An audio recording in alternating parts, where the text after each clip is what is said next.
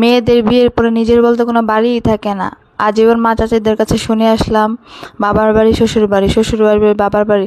আমাদের মেয়েদের তো নিজের বলতে কোনো বাড়িই থাকে না। তো আসসালামু আলাইকুম আমার প্রিয় ভালোবাসার মানুষরা, আপনারা সবাই কেমন আছেন? আলহামদুলিল্লাহ, আপনাদের দয়া ভালোবাসা আমরা অনেক ভালো আছি। তো আপনাদের কাছে আমি ঈদের দিনে আমার ছোট্ট রুমটার ভিডিওটা শেয়ার করতেছি। তো আমরা মধ্যবিত্ত ফ্যামিলি, আমাদের অতটা নাই, তারপর আলহামদুলিল্লাহ সুখে আছি, শান্তিতে আছি। তো এটা হলো আমার থাকার রুম। আমার থাকার রুমে বেশি কিছু নাই, একটা টিভি আছে, একটা ফ্রিজ আছে, আর একটা ছোট র্যাক আছে। এই তোমার ছোটোখাটো একটা সংসার, বেশি দিনের সংসার না, অল্প কিছু দিনের সংসার। তারপর আলহামদুলিল্লাহ স্বামী সন্তান নিয়ে অনেক সুখে আছি, শান্তিতে আছি।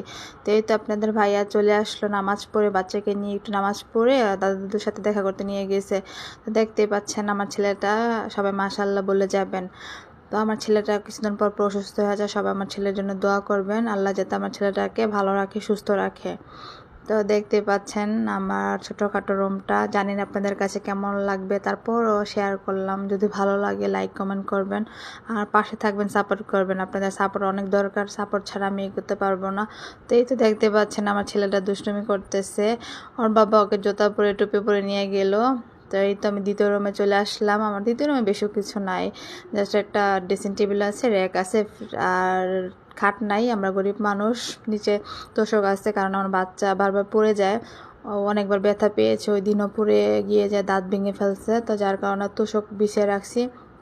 আপনাদের ভাইয়া বলে যে তোষকে বাচ্চা খেললেও ব্যথা পাবে না, ও যখন বড় হয়ে যাবে তখন দেখা গেছে একটা খাট নিয়ে আসবো। তো দেখতে পাচ্ছেন আমার ছোটোখাটো রুমটা আলহামদুলিল্লাহ সুখে শান্তিতে ভরপুর। তো আপনারা সবাই আমাদের জন্য দোয়া করবেন, আমার সুখী ফ্যামিলির জন্য দোয়া করবেন, যাতে আমি স্বামী সন্তান নিয়ে সুখে থাকি, ভালো থাকি। এটাই আপনাদের কাছে আমার কামনা, আর কিছু না। তো এই তো আমার ছোটোখাটো রুমটা, আর বাইরের ভিউটা দেখতে পাচ্ছেন, অনেক সুন্দর রোদ আসে, অনেক বাতাস আসে। তো আমার ছোট রান্নাঘরটা, আমার রান্নাঘরটা অনেক শখের একটা রান্নাঘর, কারণ আমার রান্না করতে অনেক ভালো লাগে, রান্না করতে আমার অনেক পছন্দ। তো আমি প্রায় সময় রান্না করে সবাইকে দাওয়াত দিয়ে খাওয়াই। আমার রান্না করতে আসলে অনেক ভালো লাগে, জানি না অনেক মেয়েদের কাছে নাকি রান্না করা বিরক্ত লাগে, কিন্তু আলহামদুলিল্লাহ আমার অনেক ভালো লাগে। তো আমার শখের একটা রান্নাঘর।